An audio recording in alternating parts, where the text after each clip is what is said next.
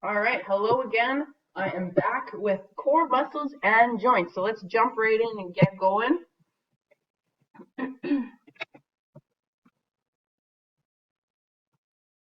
Okay, don't worry about these. That's something we would have done in class. All right, so let's talk about our abs. So there's 4 areas of the core that I want you guys to know. So first one are our obliques.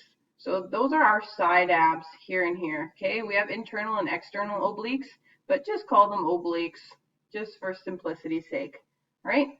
Next, we have the part that we're usually focused on, our rectus abdominis. All right. So I want you guys to just classify that as our upper abs and our lower abs. All right. Lastly, one that we don't typically think of as part of our core is our back. Okay, so it's actually called our latissimus dorsi. Okay, that's the scientific term for it. But you guys can just call it our back. All right, so our 4 areas are our obliques, our upper and lower abs, and our back. Okay? Why is having a strong core important? Number one, it prevents injury. So it's that mid part of our body, so it keeps our whole body strong. All right? It also helps us protect our internal organs. It gives us good posture. It keeps us upright and absorbs shock for whatever activities we're doing. And lastly, it helps us balance. So it stabilizes our spine and pelvis.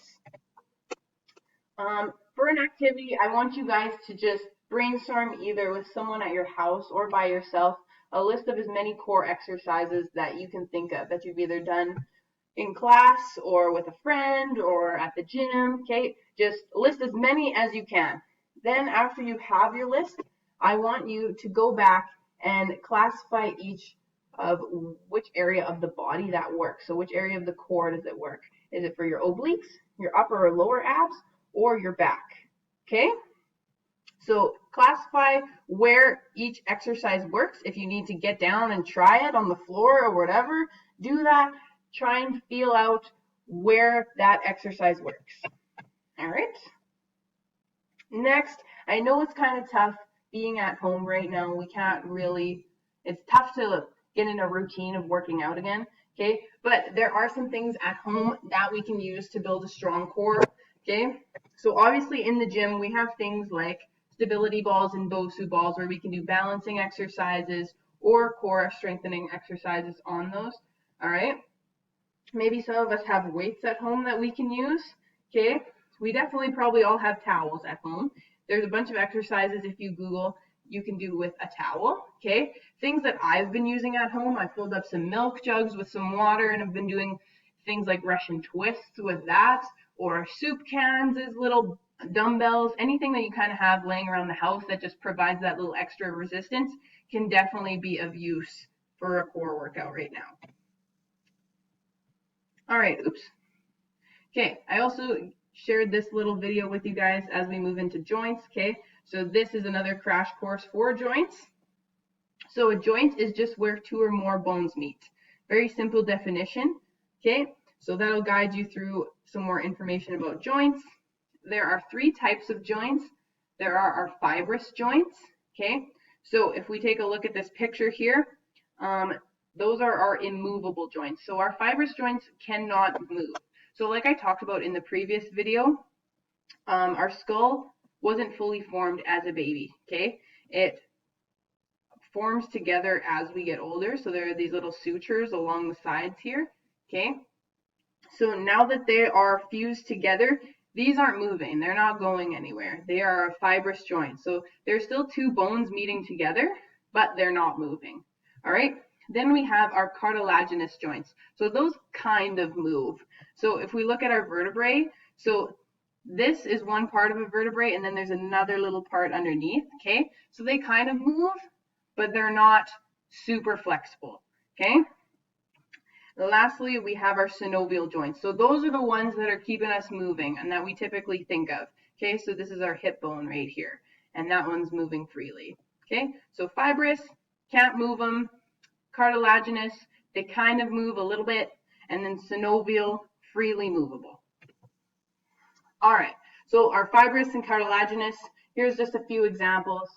So I talked about our skull plates already. They ain't moving, okay? Cartilaginous, so those are joints that are connected by cartilage. So here's a better picture of our vertebrae.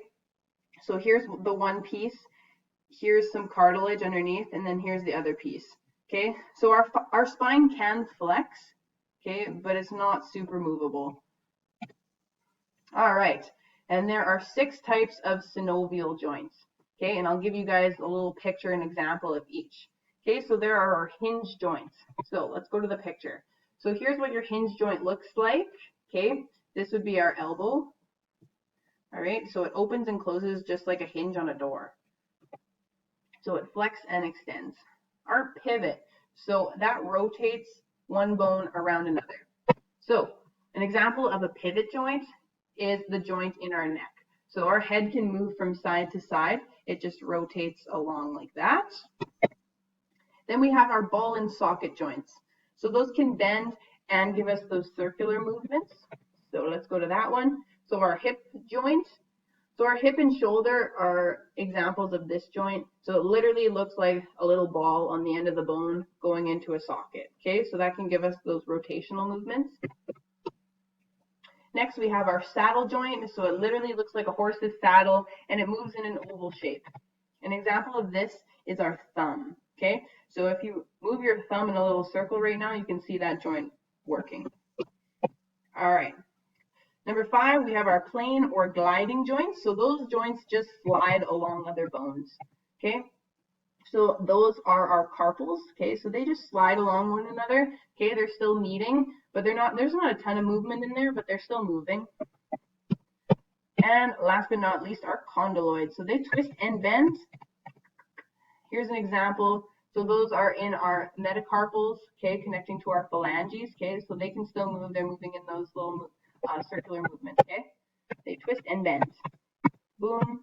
All right, so I listed some activities that you guys can do online and practice labeling the joints, all right. And here's an example of each type of joint on the skeleton. So become familiar with that. All right, ligaments and tendons. So those are our connective tissues. Okay, so they connect bones and muscles. Okay, so our ligaments, so those attach 2 bones at a joint. So ligament attaches bone to bone. Okay, and then our tendons attach muscle to bone. So here's an example of a tendon. It's attaching our thigh muscle down to our shin here. Okay, and then there's a ligament. Okay, bone to bone here. Boom. All right, there's also a little video to give you guys some examples of that. And let's talk about some injuries that can occur to our joints. So we can strain our joints. So that's an overstretching or partial tear of a tendon. So think of strain, there's a T in it, tear of a tendon. Okay, sprain is an overstretching or partial tear of a ligament. Okay, so strain and sprain. Try and familiarize yourself with the difference between the two. All right, tendonitis. So that happens after over-exercising and the tendon becomes swollen. Okay, and lastly, arthritis. So that's inflammation of a joint.